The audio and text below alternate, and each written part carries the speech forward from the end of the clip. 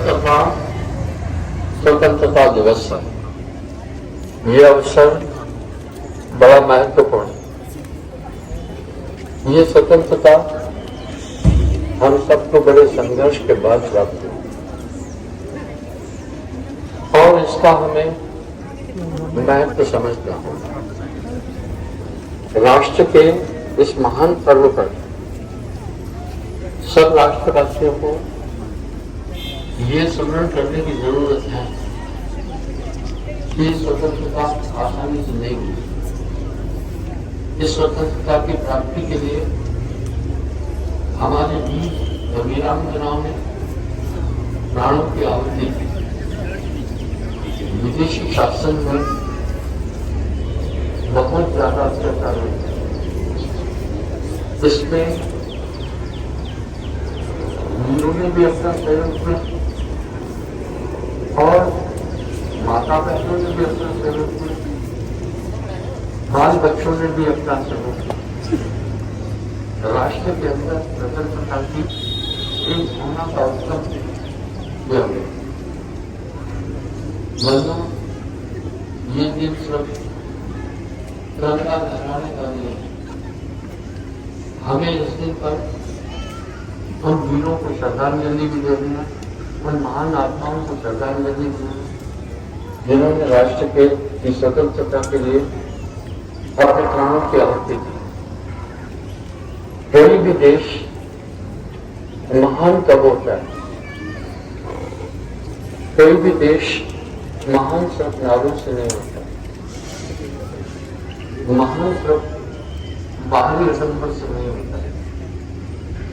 जब उस राष्ट्र के राष्ट्रवासियों में उत्थान हो तब वो राष्ट्र महान होता है।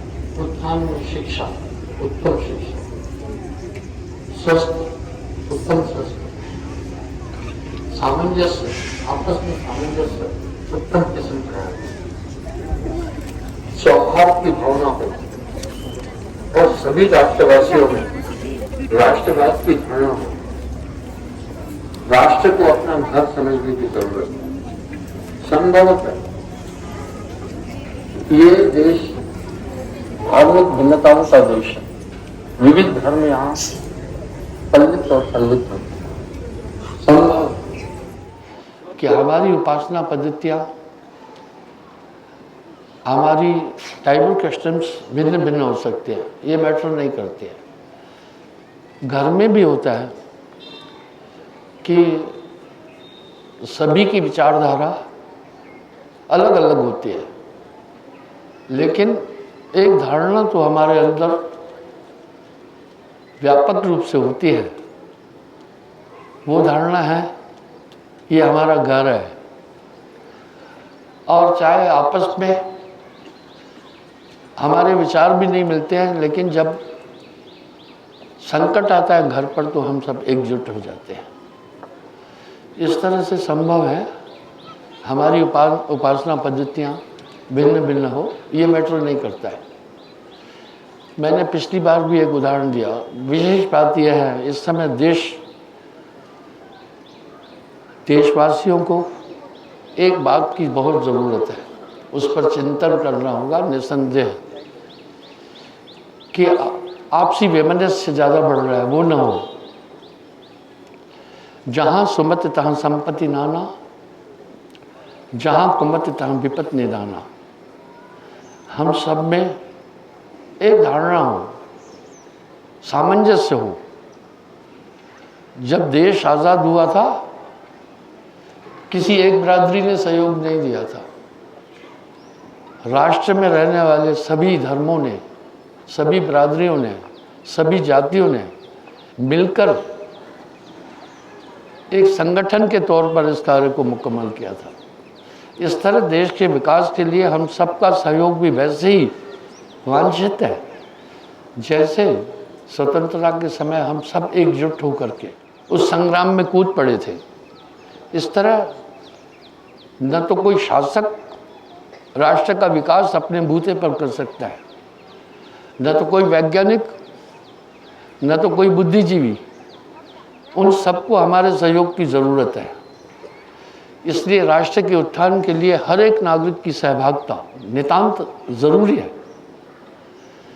राष्ट्र की संपत्ति को हम अपना निजी संपत्ति माने, राष्ट्र को सुंदर और स्वच्छ बनाएं, गंदगी को दूर भगाएं और विचारधाराओं की भिन्नता के बावजूद भी राष्ट्र की धारणा हर एक के अंदर समाहित करें।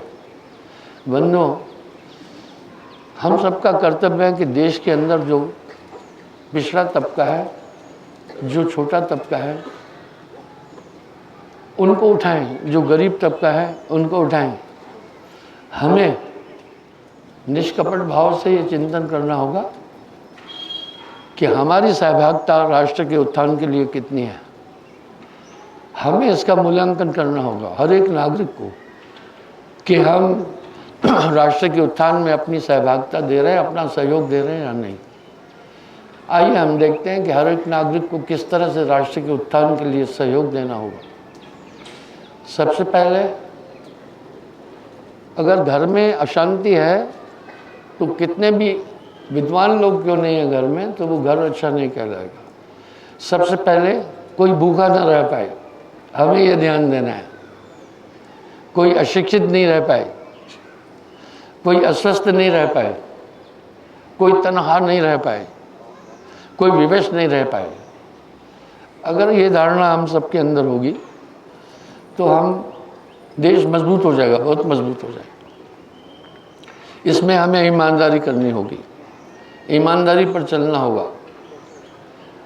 करप्शन से युद्ध तो सबको ही करनी होगी, वो ये दानव पूरे देश को निगलता है, ये शुरू से ही रहा है।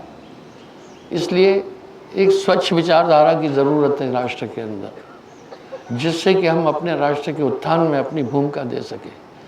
शिक्षा की आवश्यकता है, स्वास्थ्य की आवश्यकता है, बाकी मिलनसारता की आवश्यकता है, इन पर हम जोड़ दें, विकास करें। कृषक अपनी कृषि में अपना पूरा सहयोग दें और मजदूर अपने कार्य में पूरा सहयोग दें, शिक्षक अपने कार्य में पूरा सहयोग दें, राजनेता अपने कार्य में पूरा सहयोग दें। संभवतः हमारे अपने घर में भी कुछ खुरापाती तबके होते हैं, हम उनके साथ भी बसर करते हैं, क्योंकि हम में एक धारणा होती है कि हमारे घर के लोग हैं। इस प्रकार जब सब नागरिक एक समता की विचारधारा अपने अंदर रखेंगे, बहुत बड़ी बात हो जाएगी। मैंने आपको शायद याद होगा, एक बार पहले भी बोला था, राष्ट्र की धारणा कितनी बड़ी चीज़ होती है। इसको सीखना है जापानियों से। वो राष्ट्र की धारणा बड़ी ज़बरदस्त भाव से रखते हैं। राम तीर्थ जी पुराने समय की बात है, अध्ययन के लिए जा रहे थे, तो शाकाहारी थे। जापान में मांस की कोई कीमत नहीं है और शाकाहार, अधिक लोग शाकाहारी हैं। निचली क्लास में यात्रा कर रहे थे जहाँ मांसाहार था, साग सब्जी नहीं हाजिर थी। तब रामतीर्थ कुछ दिन भूखे रहे, मांस नहीं खाया। एक जापानी यात्री जापानी था, उसी जहाज में यात्रा कर रहा था फर्स्ट क्लास में। वो स्वामी के पास आया, मित्रता की, और अपने साथ बोला चलो ऊपर। बोला नहीं, मेरी टिकट निचले स्तर की है। उन्होंने कहा मैं देख लूँगा। उन्होंने उसकी टिकट ली और अपने साथ रखा। जितने दिन अपने साथ रखा उतने दिन उसका सब चीज़ उसने खुद तय की। जब जापान पहुंचने के बाद एक दूसरे से अलग हो रहे थे तो स्वामी ने कहा मैं तुम्हारे इस उपकार का ऋण कैसे चुकाऊं। जापानी ने कहा अगर आप चाहें तो चुका सकते हैं। बोला कैसे बताओ। बोला आप जब शिक्षा अध्ययन करके वापस भारत जाओ, किसी को नहीं कहना जापानी जहाज में मैं 2-3 दिन भूखा था, क्योंकि इससे मेरे देश का नाम खराब हुआ। इस तरह हमें जो पर्यटक हमारे देश में आते हैं उनसे भी हमें अच्छे व्यवहार करना है, हमारी अपनी अच्छी छवि रखनी है। तब दुनिया के लोग जानेंगे कि हमारा भारत यथार्थ में महान देश है। अगर यहाँ हम खुराफात करेंगे, आपसी विवाद करेंगे, आपसी झगड़े करते रहेंगे, धार्मिक उन्माद फैलाएंगे, तो इससे राष्ट्र का नाम नीचे जाएगा। मैंने कल भी ये बात कही थी कि दुनिया के कुछ ऐसे देश हैं जहाँ आंतरिक अशांति है, वहाँ पर्यटक नहीं जाते हैं। उस देश के लोग, नेता लोग, बड़े लोग एडवाइजरी देते हैं कि फलाने देश में मत जाओ, वहाँ आप सुरक्षित नहीं हैं। मुझे खुशी है भारत में ऐसी बात नहीं है। आज आतंकवाद का दानव पूरे विश्व को खा रहा है। धार्मिक उन्माद बहुत ज़ोरों से फैला है। जब हमारा धर्म कह रहा है आत्मवतम सर्वभूतेषु, ये आत्मा सपश्यते सपश्यन्ति, तो हमें सब में वो अपना ही रूप देखना है। प्रकृति की ओर से ये बदलाव नहीं है। ये बदलाव तो विचारधाराओं के द्वारा कुछ लोगों ने अपने हितों के लिए किया। हम सबको एक बार बीरबल को अकबर ने कहा कि उस मालिक ने थोड़ा ठीक नहीं किया है, किसी को अमीर बना दिया, किसी को गरीब बना दिया, किसी को कमज़ोर बना दिया। उसको ऐसा नहीं करना चाहिए था। हम सब उसके हैं, बच्चे हैं, उन्होंने हम सबको एक बराबर रखना चाहिए था। बीरबल ने कहा हुजूर मैं माफ़ी चाहता हूँ, परमात्मा ने सबको बराबर दिया। अकबर ने कहा क्या बराबर दिया? कोई भूखा है, कोई वो है, देखो मैं ऊपर सिंहासन पर बैठा हूँ और कोई नीचे खड़ा है, वो देखो सिपाही खड़ा है। बोला हुजूर मैं माफ़ी चाहता हूँ, आपकी बात कट रही है, परमात्मा ने सबको बराबर दिया। देखो सबको दो दो हाथ दिए, सबको दो दो पैर दिए, सबको दो दो आंखें दी, सबके हाथ में 5-5 उंगलियां दी, सबके मुंह में दांत दिए, सबको एक ही नाक दिया, किसी को दो नहीं। हाँ, मैथिली शरण गुप्त की ये कविता भी है, न रहो न निराश करो मन को, कुछ काम करो कुछ काम करो। तो कुछ लोगों ने उसका उपयोग नहीं किया, कंगाल हो गए। कुछ लोगों ने परिश्रम किया, कठिन उत्थान हुआ। दुनिया में तो दुख है ही, पर सुख के 2 मंत्र हैं। पहला अध्यात्मिक शक्तियाँ, परमात्मा की आस्था। ये आस्थावान देश है, यहाँ ईश्वर के अस्तित्व को माना जाता है। सदियों पहले ही हमारे ऋषि मुनियों ने ये संदेश दिया था, इसलिए ये आस्तिक देश है। तो यहाँ हमें इन सब चीज़ों से, विवादों से पीछे हटना है और राष्ट्र के उत्थान के लिए अपना अविरल सहयोग देते रहना है।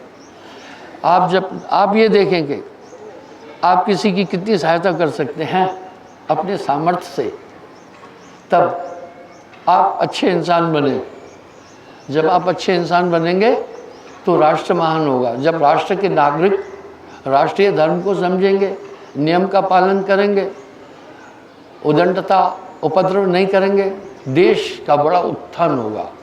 इसलिए इसमें सबकी भूमिका की ज़रूरत है, स्त्री क्या पुरुष क्या, सभी धर्मों की भी सहभागिता ज़रूरी है। चमन किसको कहते हैं? जिसमें सभी प्रकार के फूल हो। भारत की यही शान है। ये महान लोकतांत्रिक देश है, यहाँ सभी धर्म पल्लित और फलित होते हैं। हमें उस सहिष्णुता को बनाए रखना है। विद्यार्थियों को उत्तम शिक्षा लेने की आवश्यकता है, बिना पढ़े नर पशु समान। इस तरह से हम सबकी सहभागिता राष्ट्र उत्थान के लिए वांछित है। हम उसमें अपना सहयोग देते चलें तो राष्ट्र महान हो जाएगा। जब राष्ट्र महान हो जाएगा तब आप सुखी रहेंगे। जहाँ सुमति तहाँ संपत्ति नाना, जहाँ कुमत तहाँ विपत निदाना। भारत माता की, भारत माता की, भारत माता की। धन्यवाद।